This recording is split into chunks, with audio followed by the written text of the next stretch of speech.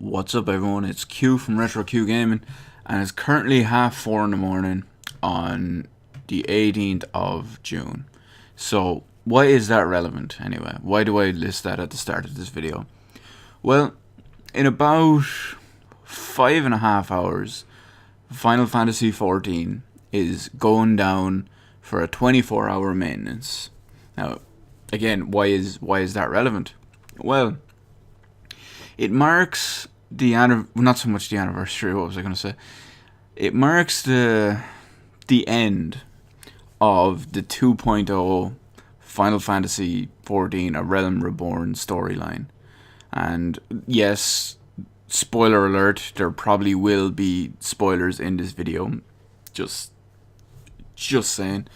But yeah, I'll try remember to throw in another quick spoiler alert before it actually, before I actually say them. But little disclaimer, it's very early, and yeah, that's it. So I was originally going to make this video later on, after the maintenance went down, but I decided, why not just make it now and have it up a little bit early before the maintenance, or in around the time that it actually starts. So, a quick history of Final Fantasy XIV anyway. The game released 5 years ago, and it was an absolute shambles. I remember playing the closed alpha. I played one of the betas because the quality of the alpha was just so ridiculously bad, and the quality of the beta, the first beta I was in, was so ridiculously bad that I said I'm not going to bother with the rest of them. And then I wasn't going to play the full game. I had kind of kept up with the development process, or what they had of it at the time, between the first beta when I stopped playing and the little bit before the actual release. And on a whim, I picked it up. The collector's edition went on sale a couple of days before the actual game launched. The regular edition launched, because the collector's edition included early access. So you could buy the collector's edition in a store and it would give you early access. So I was in a store one day and I saw that there. So I said, fuck it, I'll buy the collector's edition and I'll probably give it a go. So I installed it. And because at this point I had forgotten how shitty it run on my old computer. It was actually a laptop that was like at the bare minimum spec, and I had forgotten how shitty it ran from the alpha and the beta. And I installed it and I was like, oh wow, this is terrible. So I played it for a little bit more, and I say a little bit more, but I played it for like a week, and it was just still so ridiculously bad. And oh my god, it was a shambles. So Square Enix acknowledged that it was basically broken and unfinished, and there was nothing to do in it. So the game went free to play for like a year and a half.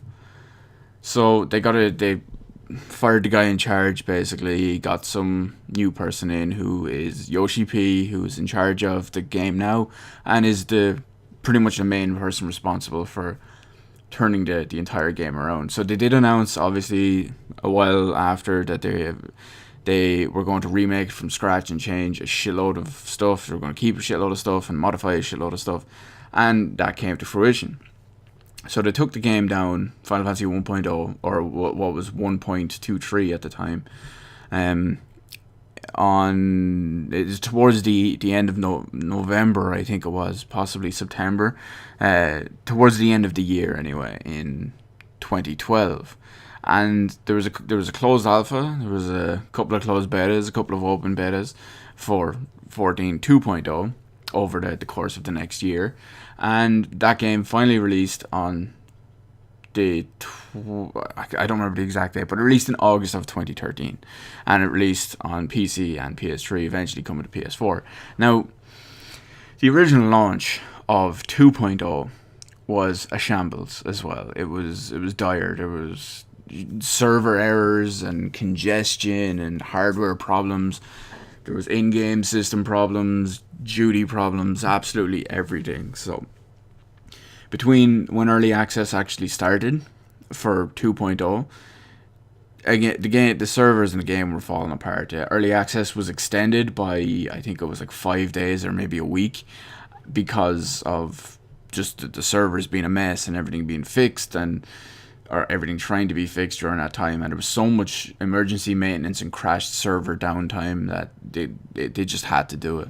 So over the course of, that would have been late 2013. So over the course of the next, we'll say 7 months, it really kind of, I won't say thinned out the herd, but you have these people who are like basically MMO jumpers. They will jump to a new MMO when it comes out, play for a month or two, and then move on, do the same thing for the next game that comes out. So it weeded out all those types of players. Now, yeah, they're entitled to do that kind of stuff. I don't care, but when I do care about that kind of shit is when it affects my gameplay, because obviously I'm putting my time into this, and it goes from there. So originally the game basically launched with one raid, which is the Binding Coil of Bahamut. It had 5 turns, which is basically 5 levels. One of them was a complete trash level, so it basically had 4 levels.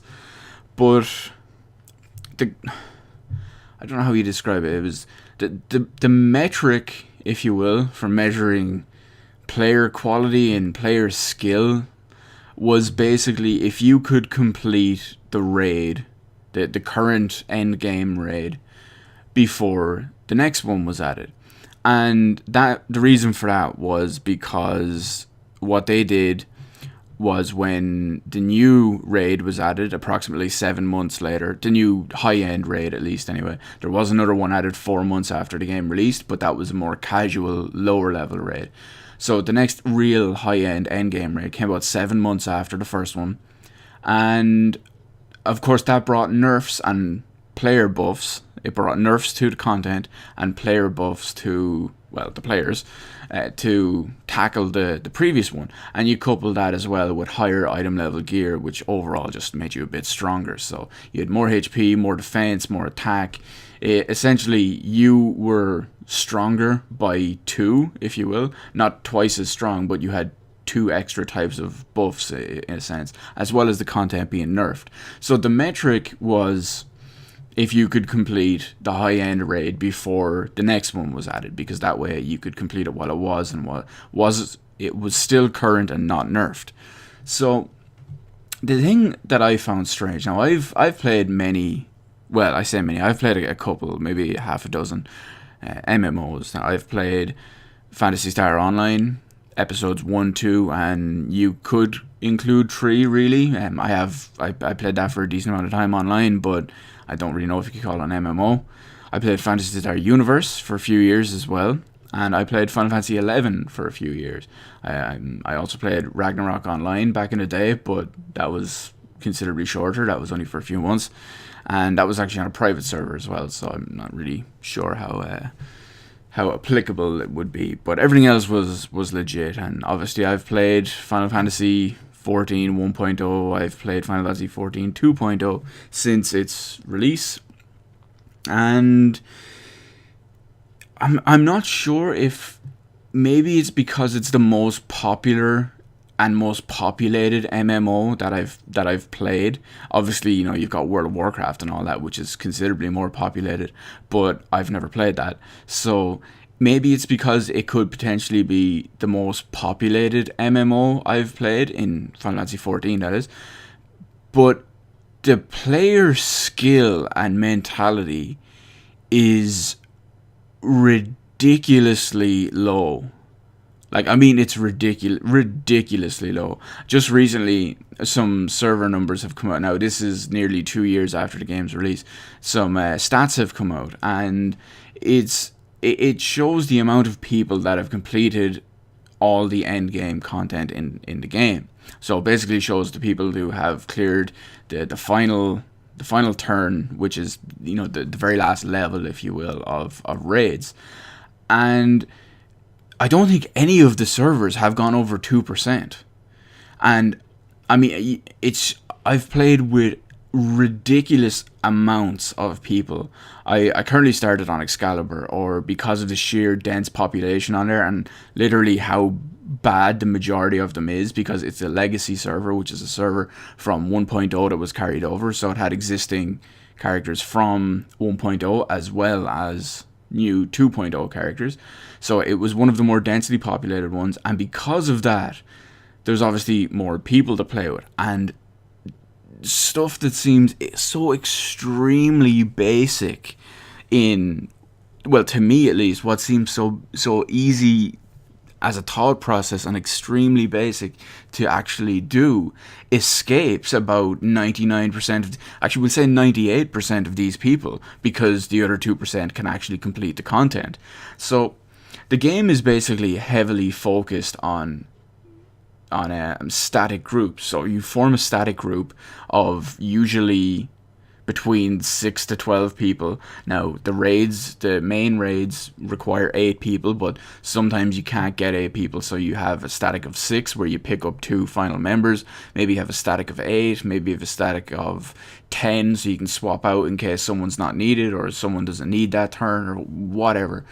So, but the thing is, it's very all about forming cliques or cliques, whatever you want to call it. I'm pretty sure it was just a clique, but yeah, it's pretty much all about forming a clique. And the good example is, because when people have a good clique and a good static, there's practically no way to get in, because they have their 8 people that are competent enough to do all this. So I'll give you a perfect example. My first static group, I was with them for a couple of months. I think I was with them for maybe 3 or 4 months, but eventually I had to leave because they were all a mixture of Canadians and Americans. I'm obviously Irish, so I was like 6 to 8 hours ahead of them. So we'd start, because of their real lives and all, we'd start raiding at like 3 o'clock in the morning my time. So I was up late all the time trying to raid with them, and I was exhausted. I just couldn't keep up with it. So eventually I left anyway.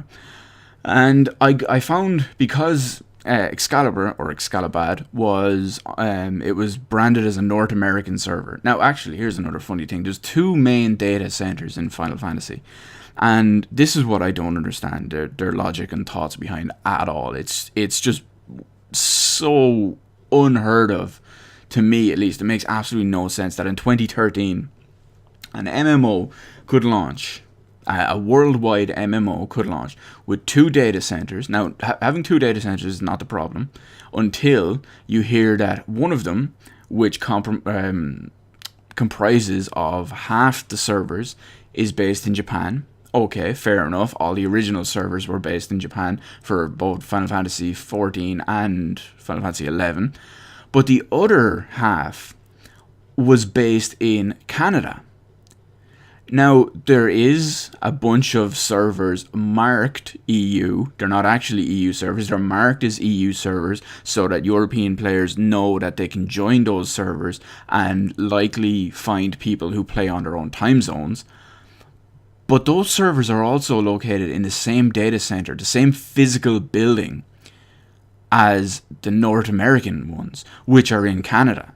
So the European servers are in Canada. That pretty much goes with what I just explained with my static group. Now, yes, it has been announced that eventually we are getting the European data center actually moved to Europe somewhere. They're in the process of all, getting feedback and scouting locations and getting hardware and getting it all set up, but there's been no word on that in like 6 months or 8 months or so. So it's been a while, and the chances are we're probably not going to see it before the end of the year, despite them saying they'll have it up by the end of the year. So because of that, because I was on a North American server, now the reason I rolled my character on the North American server is because the Final Fantasy 11 and 14 community I was running with at the time, or before the game actually relaunched, the majority of everyone I enjoyed talking to was either on or planned to play on Excalibur. So I said, yeah, loads of people I know will be there, fine. Now, because of that, it turned out that once I left my static, I had like 2 or 3 choices. Actually, maybe we call it 4 choices. So I had choice 1, stop endgame content. Choice 2, find a new static, which was in the same time zone and stay up late for as long as I could.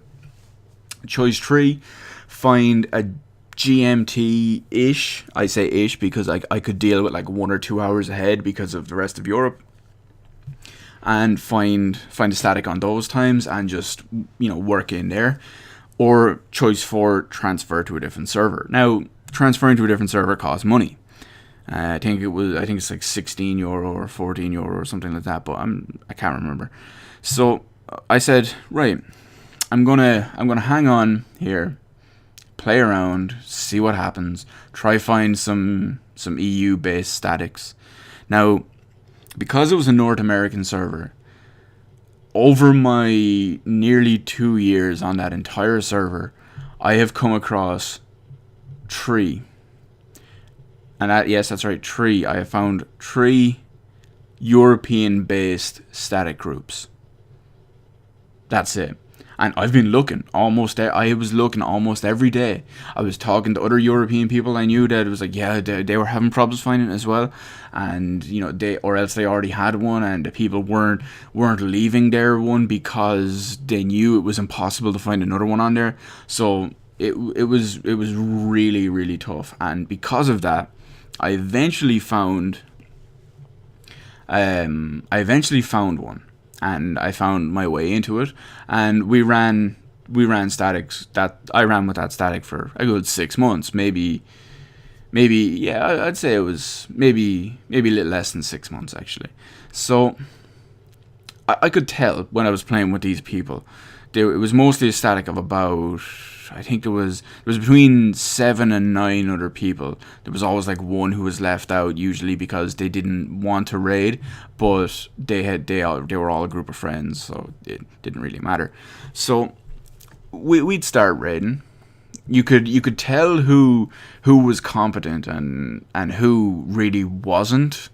So I mean, I'm not going to name names, but I really felt that myself and only one other person in the entire group were actually competent players, and that eventually came to a tipping point, essentially because of the metric I mentioned previously, that the metric for skill was beating the entire entire series of the current raid before the next one was added. So what happened to us is we eventually beat the first 4 turns.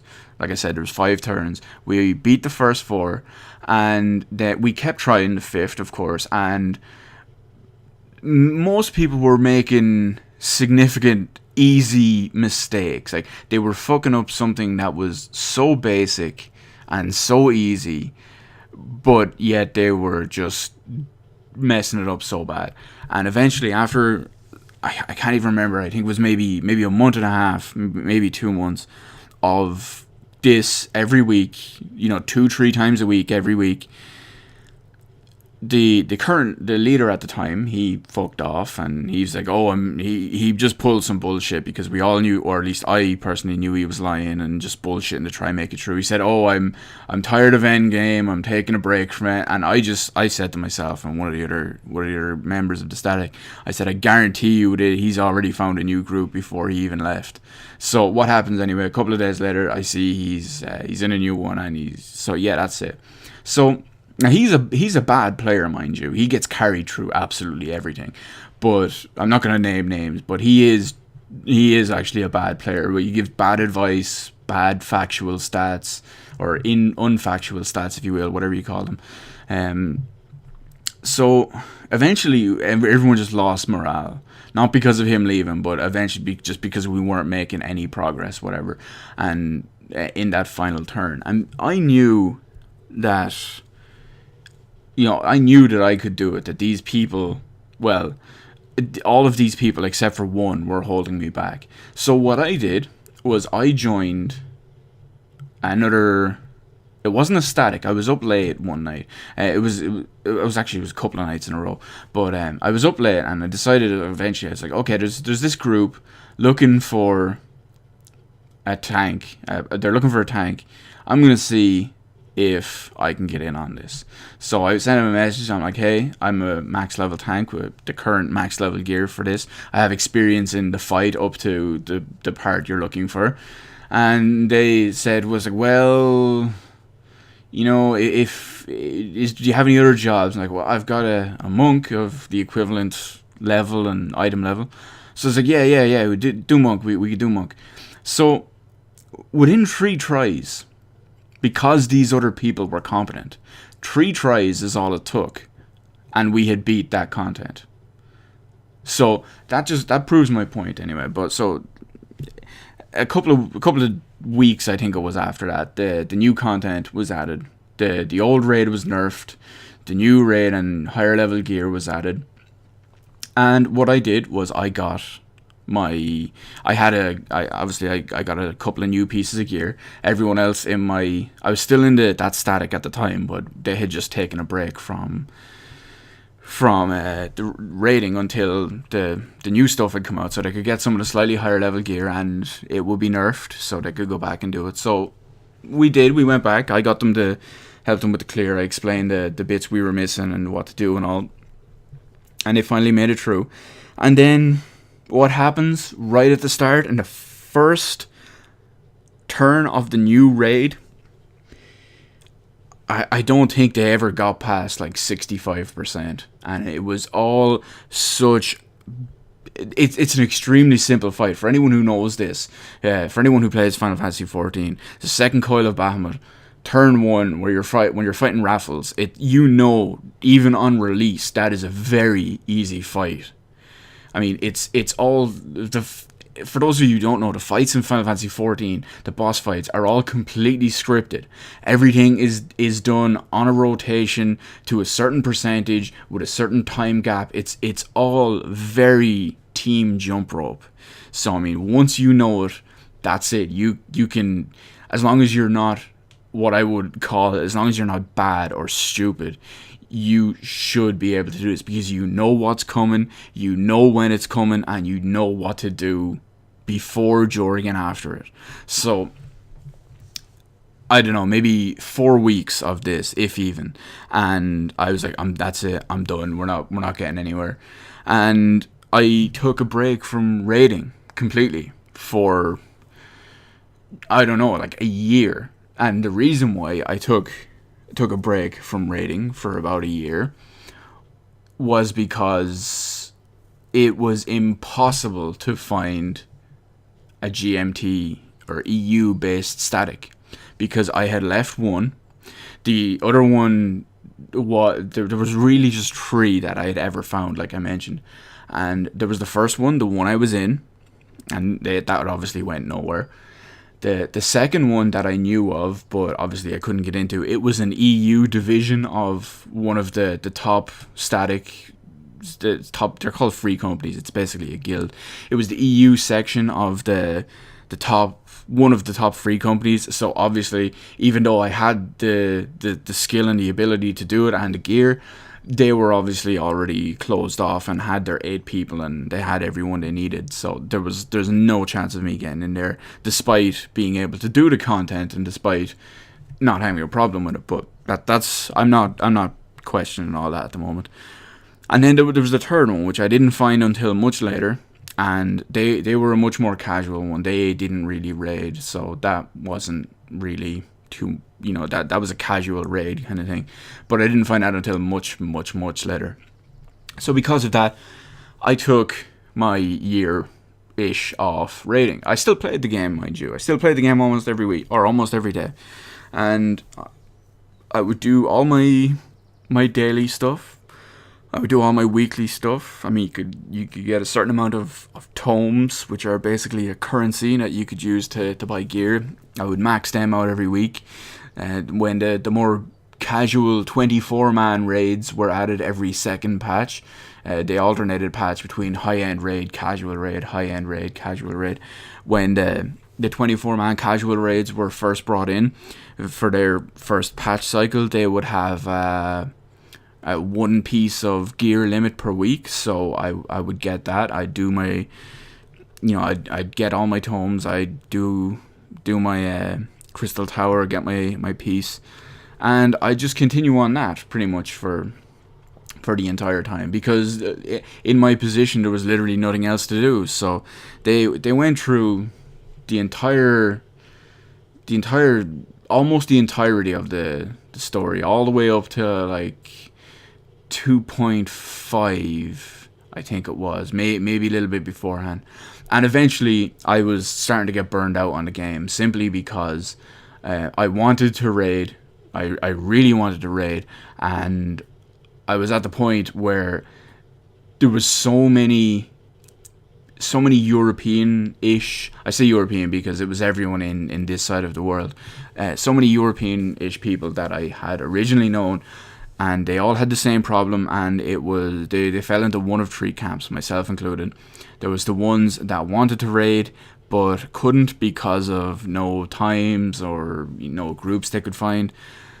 There was the ones that moved servers, because some of them moved to the European group servers, or even some of them moved to other servers that the North American ones or Japanese ones that they had people that could raid with on.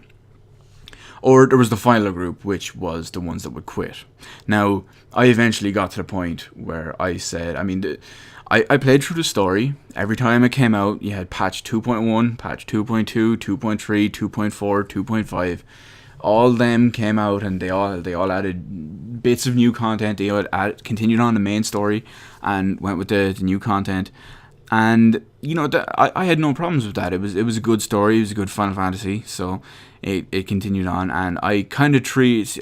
The problem is, with only adding the main story every 3 months or so, it kind of got relegated to what felt like side content. There was obviously side content and side campaigns and all as well, but again, those didn't last very long either. And it really just shows, or not so much shows, but because of me falling into one of those three camps, if you will, about what I could actually do in the game at that point, is eventually I decided one day I'm gonna quit. So I wasn't logged into the game. Actually, I think I was logged into the game, but then I logged out, and I opened up the MOG station, which is your account management service for anyone who watches this that doesn't play Final Fantasy. And I went in. I was currently paying for my subscription 6 months at a time, because I had planned on staying a long time and it was cheaper that way. So instead of I went to my subscription, and instead of hitting cancel at the last second, I said, fuck it, I'm going to change servers and see how that works. So, okay, I changed. So I decided, I did a little bit of research for the rest of that day. I had a look around the European servers with level 1 characters that I created on there, talked to a bunch of people to see how the communities were and what the end game and all was like on there. And eventually I discovered that Odin was going to be the place to be. Now, what I found was crazy was on all these European servers, except for one of them, because I think one of them was new-ish and just added for the PS4 launch, which was like, I don't know, 6 months ago or something like that. It wasn't too, maybe it was even a year ago, maybe it was even longer. But it was one created for the PS4 launch, so it had significantly lower numbers. But so I found instantly the end game was just completely chock-a-block with European times. It was so much better, and I was like, okay, wow, this has to be a better option than quitting, because I do want to play this game, and I do fairly enjoy this game still at the time. So I took the plunge. I paid the, I don't know, 14 or 16 euro, whatever it is, and I transferred to Odin. And now, at this point, the second group of raids was nerfed, because the final group of raids was out. So obviously, the second group was nerfed, the players themselves were buffed, and we had higher item level gear, which made it was like an additional buff on top of it. So as soon as I got to the server, I put on a party finder saying that new to the server, have this and this level job with this and this level experience and this and this level item gear and all. And literally within, I'd say 90 seconds, I had a tell from someone who saw my team. He's like, well, we're looking for a tank, and your main job is tank, so it's like, let's see what we can do. So that was fine. Now again, I started going, and I started playing with these people. They started off what seemed fairly decent, but maybe that was because I was so out of touch with raids at that point, where because of the nerfs and like the double type of buffs, everything just seemed so easy, and the players seemed so competent. But what I noticed was that the final turn in every raid kind of hit a snag, because everyone had like a final boss, which was considerably harder than all the previous levels or the previous turns in the raid. And because of that, it was more of a mechanically driven fight. So if people can't dodge, or if people can't stand in the right place, it's game over basically. And straight away, because essentially it was turn 5, which was the final boss of the first set of raids, which is the one I talked about earlier with my first static. Then there's turn 9, which is the second, it's the final boss of the second set of raids. This is the one in particular I'm talking about now. And then there's turn 13, which is the final one of the final group of raids. So we get to turn 9 anyway, and it becomes almost immediately clear that these people are the same as before. These are the same types of people I've played with, and I've talked to tons of different other people on the server, and the amount of people that, now again, this is another server that has even a lower percentage of clear rates.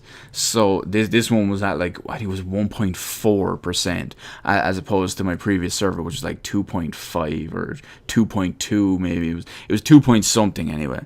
But I'd also gone in with a bunch of other people, and they were all making the same easy, silly mistakes.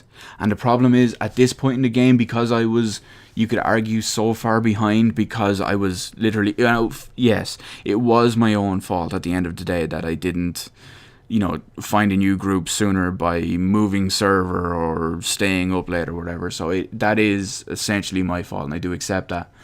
But at the same time, people saw me as so far behind that, I mean, everyone's requirement was, looking to do looking for a static for turn 10 through 13, must have completed 10 through 13.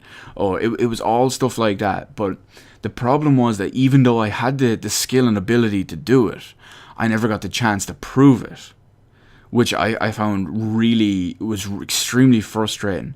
And a good perfect example for that is when I did beat turn 9. It was actually on I think it was like my third or fourth time. But what we actually had done is the first 2 or 3 times we had gone in there, we went in as my new group on Odin. And what happened in there was the same people were making the same mistakes. And the time I did actually beat it, we went in with a minimal number. I think we went in with like 3 people from our group, and the rest of the group, the like other 5 people or whatever, were filled up with people who had the clear from a different free company, a different static, if you will, and they needed their clear for one person on their team. So I was like, okay, that's cool, and we finished it in practically no time that night. But I think it speaks volumes, because when you look at the forums and people that have already finished the content when it was relevant, a lot of them consider, even though the actual clear percentages are so low, and these percentages even take into account after the nerfs and the buffs, they take even that into consideration. So, I mean, they don't even take that into consideration. So, I mean, 2% of the entire server still can't beat it 6 months after it's out, when all the strategies are out, and all the gear is upgraded, and all the buffs are there, and all the nerfs are there, and they still can't do it. So, I mean, that speaks volumes. And because of that, people see it, and they say, it's like, oh, if you're a competent person, and you get into a group of, say, 7 other competent people who are capable of the same level of skill of you, or slightly below or slightly better, but good enough to be able to complete the content, that it can, they consider it a carry. They consider it to be carrying you instead of you actually pulling your own weight, which I think is bullshit. But that's a whole other point. So that's basically been my experience with the community and the style, and the mindset that the style of game and gameplay and update layout causes on the community with Final Fantasy XIV. So basically what would happen is every couple of months they would release, it had a staggered release system. They would have a high-end raid and maybe a primal, or 2 or 3 primals in the case of launch. Primals were like one-off battles with a big boss, and you'd go in with 8 people and you'd kill it, and that would be it. You could obviously do that again and again. But their system was, they'd have a patch like that, and then 3 months later they would have another patch which would include some main story content, and it would usually include another primal, or another primal style battle of some sort, as well as a 24-man raid. And then it would go high-end raid and primal and main story, and then another patch, 24-man casual raid, primal, main story. So it would continue like that. It went from patch 2.1, 2.2, 2.3, 2.4, 2.5. Now 2.5 was broken into 3 parts because it was going to be an extended gap between what would essentially have been the last main patch and the Heavensward 3.0 expansion, which is the reason why I'm making this video, and the one that's going to cause this maintenance, and the one that will be live as of 10 o'clock British summertime tomorrow. So what really has me worried, the fact that it drove me to almost quit because of the same style of updates and all this. I've been looking, like, don't get me wrong, the story's great. The usual, it's very, very good story quality and storytelling. Very typical of Square Enix, so that's good in that aspect. But with all the stuff that they've shown off for Heavensward, we're getting 10 new levels to every job. There's obviously going to be, the highest item level at the moment in equipment is 130. There's obviously weapons at 135, but we're going to be going to level 60, current level cap of 50. And then item levels will be going up in 3.0 in stages all the way up to, I believe it's 170. It hasn't been completely confirmed, but in all the play tests and press releases and all that stuff, they've all been using level 60, item level 170 characters and equipment. So I'm going to assume it's that because there's multiple ways of gearing up. So the thing is, they've already announced how it's going to work. They're going to have their high-end raid system, which in this case is Alexander, and they're going to have another 24-man raid system. The 24-man raid system has always been a little bit behind the main raid system. For example, when in the very first raid, the item level was 90, and then 4 months later, when the first 24-man casual raid was added, the gear was item level 80, so it was essentially already obsolete. And that happened every time that they added a 24-man raid. It always came about 3 months after the previous high-end raid, and it was always 10 levels lower. So that's going to happen again this time. We're going to launch, or 2 or 3 weeks after launch, well, actually 2 and 4 weeks respectively after launch, we're going to have the story mode of the raid, because since a lot of people couldn't beat the raid, yet there was a story aspect behind it. This time round they're releasing 2 separate versions of it, so there will be an easier story version. So for people who just want to get the story version out of the way, they can do this. It will have rewards of lower item level gear, or you can do the higher end version, which comes out 2 weeks after that. And that will have, it will be harder, and it will have higher end gear levels as rewards. So that's how that's going to work. And there's obviously, because they've announced 2 primals, we're most likely going to have 2 primals from the start. But then what's going to happen in about 3 or 4 months is we're going to have another patch, 3.1, and that is going to add a 24-man raid with gear that is already 10 item levels out of date. And remember, this is 3 or 4 months after, so you will have like your main probably 2 jobs, if not more, geared up in high item level gear, because you can get it from the raid, and you can get it from those weekly tomestones I was talking about that you can accumulate, like the currency system.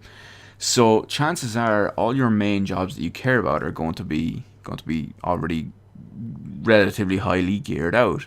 Now, yes, there's some slight degree of itemization, even though it might be 10 item levels lower and have slightly lower stats, it might have more important stats or more useful stats. So that's still debatable. We'll see how that goes. But I mean, I really think for people like me who originally had said problems with the patch cycle and the content direction cycle, is I really think Heavensward isn't going to change that much. I really don't. I mean, my current subscription runs out in, I think it's the middle of August, and between absolutely everything they've shown off, and I've had years of experience with Final Fantasy and Square Enix on how they handle MMOs. I mean, I'm one of the top people to preach Final Fantasy XI and Final Fantasy XIV are 2 completely different things. Deal with it. I'm one of the top people to preach that they're different, but a lot of the stuff, particularly the mistakes, share on both games. And Final Fantasy XIV, even since 2.0, has made a lot of those mistakes. So, I mean, I can really see this patch or expansion cycle 3.x, if you will. I can see the whole Heavensward expansion basically being a repeat of the 2.0 patch cycle, obviously with 10 levels higher and higher item levels and 3 new advanced jobs. But I can just see it be the same, and I can see it being, now okay, with the new server and all, yes, but I mean, the fact is I have to rely on so many other people to do what comes to me as such an easy job that it will literally hinder my progress and enjoyment and ability to do anything in the game. So because I have to rely on these other people incapable of doing whatever content. Now that may sound like I'm being an elitist, or it might sound like I'm exaggerating, or it's like, well, maybe this isn't the game for you because it's an MMO, it's designed to be played with other people. And yeah, I realize that and I understand that, and I don't mind playing with other people as long as people are competent. I don't ask to be playing with the 7 other best people on the server. I'm not saying I'm one of the top 8 people on the server, but I don't demand that the 7 other people in my group be the top 7 players on the server. I just want them to do what comes to me and what I understand and the way I see it to be such an easy, simple, and basic ability and basic thought process. And unfortunately, because the clear numbers are so low on a server with thousands and thousands of people, the chances of finding those are just it's literally so low. I mean, I have a 98% chance of not finding those people. And don't forget, because those people already have their groups, they already know people that they can use as replacements because they know different people. It's extremely hard to find a group like that, despite having the skill, ability, and gear necessary to actually do it.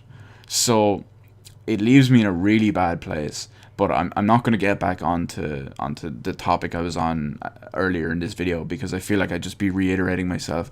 But unfortunately, it really does leave me at a point where I think maybe by the time my current subscription ends, that I will unfortunately quit this game. Now, that really I really think that's a shame, because it has the potential to be such a great game. Final Fantasy XIV, of course, this is, but it has the potential to be such a great game, and they just need to. Oh God, I see if I could condense this into easy plot points and bullet points and just words, it would be so much easier to explain. But the fact is, it's such a deep-seated level, or it's such a deep-seated point on so many levels, that it feels like it couldn't do it justice. And it would be like solving world hunger or something. There's a million things that need to be taken into consideration. But the fact is that at the end of it, despite the quality and the amount of new content they're adding, I mean, they're adding a whole new story content, a whole new story arc. They're saying that the expansion pack, the base expansion pack, is going to have as much content as the original game did. So it's going to have a shitload of main story quests, probably, which are all going to be really good quality. The last patch, particular in the previous one, really set up this next story, and it really looks like it's going in a good direction story wise. But of course, once you complete that the first time, that's it. That's done. That's out of the way. And it's a shame, because some of the other stuff they're adding and all, I mean, some of it looks good, some of it looks okay, that I'm completely indifferent about, and some of it I just don't understand at all. But I mean, I don't know, man. It's just, it's a shame, because it kills me, because I want to keep playing it. I don't know why I want to keep playing it as it is at the moment. I feel, it's not that I feel like I'm missing out, because I know how it's going to go, and I know what they're going to do, and I know I'm essentially going to feel like I'm not missing much, or I'm not missing something that's really enjoyable. Sorry, I'm trying to fight off a yawn here. It's nearly 5:30 in the morning. So, but I'm really worried that despite all they're doing right, they're just repeating the same mistakes, and they're just continuing by doing the same things wrong, and they're doing even more things wrong. Which is a shame. Again, I've said it now, it's a shame. So, despite some of the great content, the great stories, and as I will say, some of the great experiences I've had playing the game with other people, I don't know how long it can last. I mean, I've seen the drastic population decrease over the near 2 years now on, I can really only say it on one server, because I can't really judge Odin that much. I've only been there for like, I don't know, 3 months, 2 months, 3 months at this point, maybe even less. And I mean, even while on Odin, I mean, most of the time the server is fairly sparse lately, but I do accredit that to the fact that it was like a big content drought between the last content patch and an expansion. So I mean, from what I understand, that happens in a lot of MMOs. So it's really disappointing.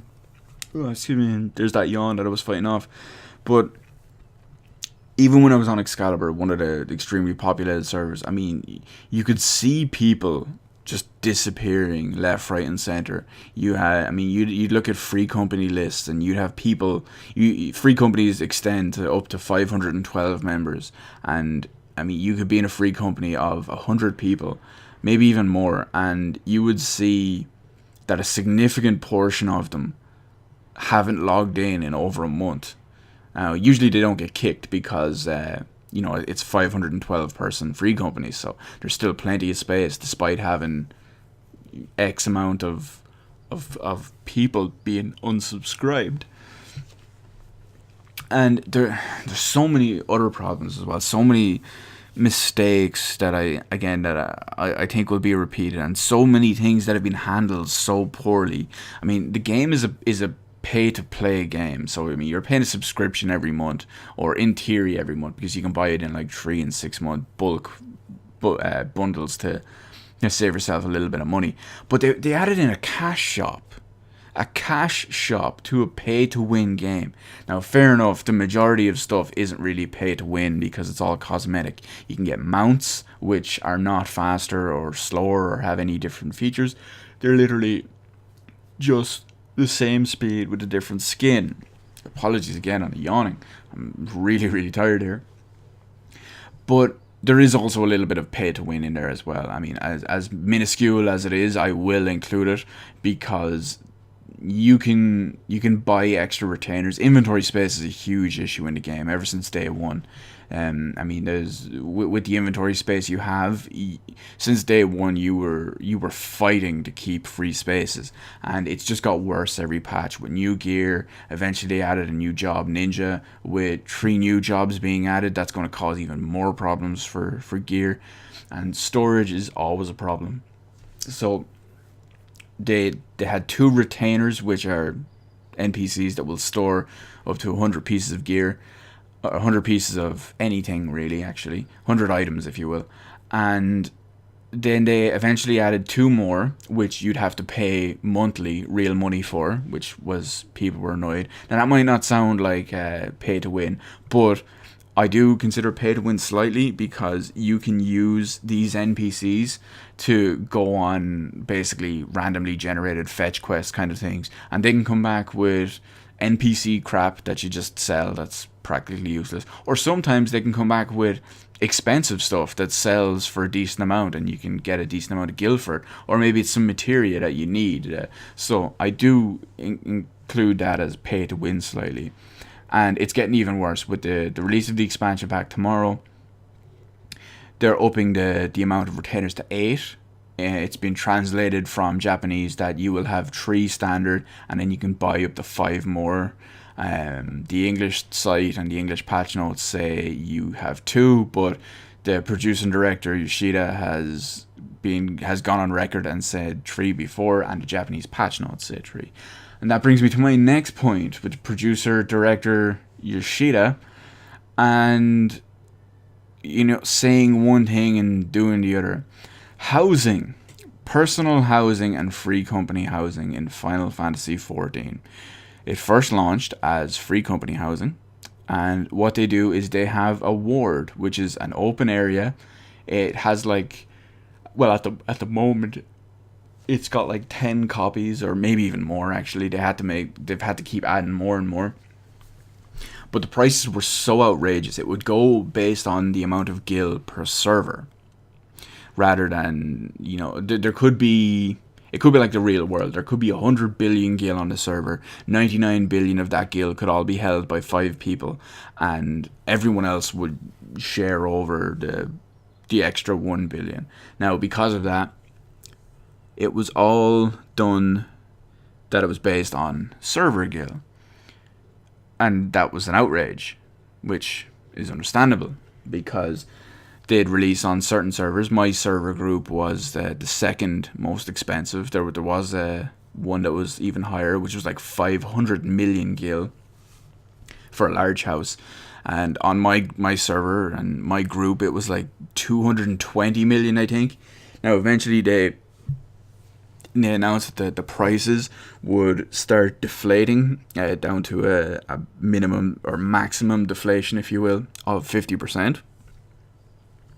And that just wasn't good enough, because it was fucking ridiculous. And everyone on the English forum, everyone on the German forum, everyone on the French forum, and everyone on the Japanese forum absolutely exploded. And what made it even worse is that they kept adding more and more housing. It all kept selling out instantly after the price changes that eventually happened. Everything was brought down to two separate groups instead of about 5 separate ones. And the problem is, the producer and director also said, And there are literally hundreds of people on the official forums with this this quote in their signature to reinforce it and make sure no one forgets it, where he actually goes and says directly that when personal housing launches, it will be completely separate and considerably cheaper. Let's fast forward a few months anyway. There's a housing shortage still. It's still in the wards. You buy a house and that's it. I mean, you go into what is basically an area and you've got like 60 houses there or something like that. And, you go in, there was a couple of free slots because all the other ones were free company houses. And then personal houses release. And personal houses share the same wards and the same plots. So the availability of the plots on day one of the personal housing is extremely limited. And this is shared out even more by the fact that there's obviously considerably more people more individuals than there is more free companies. Don't forget, most free companies have a couple of dozen members. Some of the larger ones have obviously 100 plus. Some of them have even less. Some of them have maybe 20 or 8, or I've seen ones with even 5. So, there's the numbers are not working, and they're the same price as free company housing.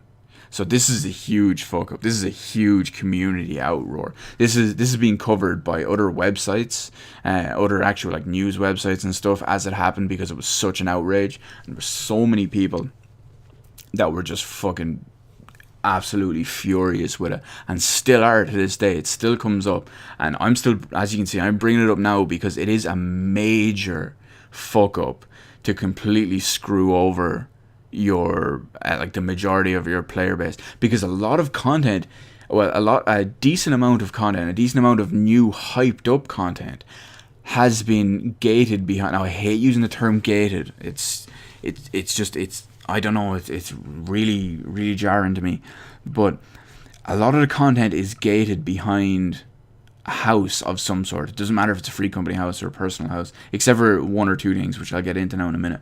But because of that, it's such a fuck up on a community. And coupled with the sheer housing shortage and the fact that they share it, they were told that we'd be completely different and we'd told it'd be completely cheaper, yet they shared the same areas and the same prices and the same basically everything. They added a couple more wards and a couple more houses per server and all. And basically every house on every server is currently sold out. And when you work it out, right, there are tens of thousands of people on each server, and every server has something like 1,500 houses, or maybe it's like 30 or 3,000 houses, or I think it was closer to like 1,600. But it just doesn't add up. It doesn't add up, and they said there's going to be a long time before they add more. So it's mistakes like this that I can see, coupled with design choices and content patch choices, and I can just see them fucking it up more and more consistently again and again and again. As much as it kills me, as much as I don't want it to happen, I do think it's eventually going to, to push me out, and probably sooner rather than later, which is a shame.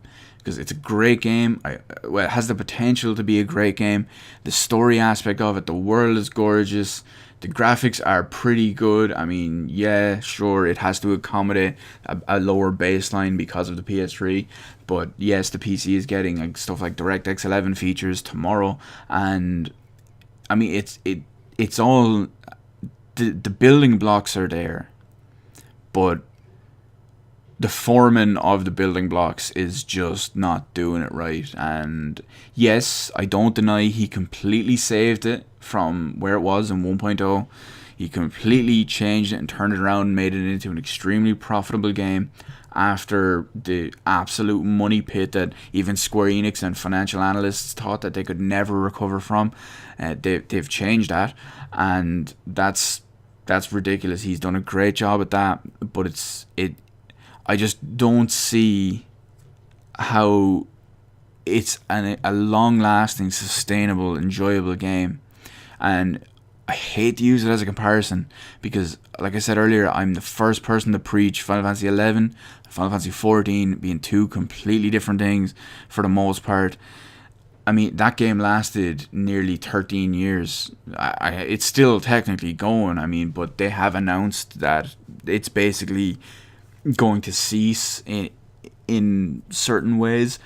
But I mean, I at this point I would be surprised if there was still enough people around at patch 4.0 for the next expansion, because I think this is just going to be a repeat of 2.0, just with a different skin, a different gorgeous skin with better graphics, and I don't know, we'll see how it goes. Which again, it's a shame. Heavensward looks like it has the foundation of something great, but it's just not. It's not. I don't think it's going to work for me. I could be wrong. I hope I'm wrong, but we shall see. Because when I said about them making the same mistakes over and over, tomorrow when early access hits, I mean, Final Fantasy XIV Heavensward, the expansion, is officially released on the 23rd of June, which is next Tuesday. If you pre-order it, you get early access, and early access starts tomorrow on the 19th at 10 a.m. British summertime. And I think it's just going to be another repeat of original launch. The servers are just going to completely buckle. Everything is going to fall apart. Duty servers are not going to work. There's going to be crashes. There's going to be emergency maintenance. There's going to be login issues. There's going to be login queues. The lobby server will probably fall apart. They put up the preliminary patch notes for patch 3.0, and they've even reintroduced the auto AFK logout timer. So if you go AFK for more than 30 minutes without touching the controller or anything like that, or the keyboard, depending on what you play with, you get kicked out, so other people will be able to get in. So Square Enix know something bad like this is going to happen, and I really think it's just going to fall apart all over again. And it's just going to be a mess. And coupled on top of it with things like when the Final Fantasy XIV Heavensward Collector's Editions went available for pre-order, that was an entire mess. I mean, the European ones went up first because of time zones and all, and we crashed their servers within like 30 seconds. Their servers just fell apart for like 2.5 days. The servers didn't even come back up for 36 hours after that. It was just such a mess. And then they did come back up. They had to delay the release, and then the next morning, a couple of people, myself included, there was about 24 of us, I'd say, we managed to get a pre-order in before the server went down again, and then it was fixed. And there was so many problems.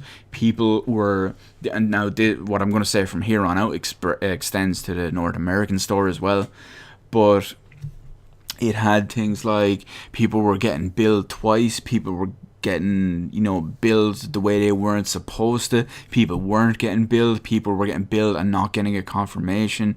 There was all sorts of ridiculous amount of problems. It's been possibly the worst launch and worst handling of something like this as well, especially with the collector's edition being in specific, because this is the thing that's causing the most problems. The collector's edition is having, it's basically going nearly impossible to get outside the Square Enix store. There's very few places that stock it, and that seems to be because Square Enix just want to keep them all for themselves. There are a few other places selling them.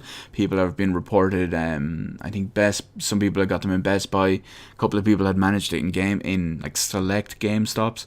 A couple of people had got them from Amazon.com. They're not even, my GameStop Ireland doesn't even have them on their system. Amazon.co.uk doesn't even list the collector's edition. The people not to mention the price difference, because of exchange rates. It's $130 for the collector's edition. It's €130 for the collector's edition, which usually, yes, is a straight conversion. It's not exactly the fairest thing, but it usually happens. But then usually what happens, because of the conversion rates, you get a slightly lower price in pounds. So usually you'd have something like €130, $130, and maybe 90 or £100, somewhere between 80 and £100. not for Square Enix, for this game. It got transferred directly across as £130, which is almost twice the price in either euro or dollars. It's really harsh. Things like that have been fucked up. All the community messages about getting physical collector's editions and all in other countries outside Europe is just so bad. The amount of there's problems with all sorts of stuff, like what was the one I was looking at recently? Oh yeah, when they offered the free upgrade from PS3 to PS4, if you took that, there was issues with getting the expansion pack on PS4. Now, of course, that was fixed. There's people, because of however it's handled, certain versions of the certain editions won't actually go on sale for pre-order and can only be bought from early access time onwards. There's places that they'd redeem you get a code for early access. You could redeem that like a month ago, and people are still getting pending and not getting their codes back on this and not getting confirmation. And as I say this right now, I mean it's what is it, 24? It's a little bit over 24 hours till early access starts, and these people still haven't got their codes. And the best that the team has said is, we're working on it. So there's been so many problems, and it's just been so haphazard that in both in-game design and how everything's been handled out. Not to mention their forums are just a toxic cesspool. It's ridiculous. I'm permabanned from there, which is probably a good thing, but I don't even know anyway. Okay, I'm pretty much going to leave it there. I do look forward to Heavensward. I do want it to be good, despite what it might sound like in this video, and I really do hope it improves and that I can continue to play it and enjoy it more, despite having to rely on so many underskilled people. So that's unfortunate anyway, but again, I'm going to leave it here. Let me know in the comment section below pretty much anything Final Fantasy XIV related. 2.0, 3.0, anything I've said in this video, your opinions on it, your experiences with it, anything like that. There's no point in me going into detail on every little thing that I want to hear in the comment section, because there's just so much. So let me know all that in the comment section below. Hit the like button. Hit the subscribe button. You can follow me on Twitter. Details in the description below. Thank you for watching. Thank you for putting up with this exceptionally long video. Possibly the longest video I've ever made. I felt like I had to make it, and I felt like I wanted to talk about it because it's such a big point in this MMO's life, and it's just nice to, despite what may have seemed like a very negative video, I just wanted to look back on the last 2 years I've spent in this game, and everything it's done for me, both good and bad. So thank you for watching once again, and I will see you on the rest of the videos in my channel.